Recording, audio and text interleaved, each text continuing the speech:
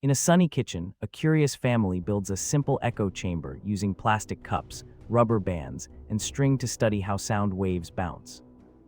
They line up the cups, slide a ruler across the rims, and use a flashlight to create echoes, while a timer records the delays for data.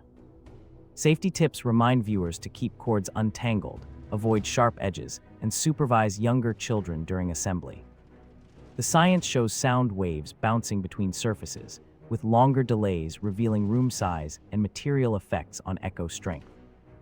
Expected outcomes include hearing distinct echoes, timing travel differences, and learning how everyday objects change sound.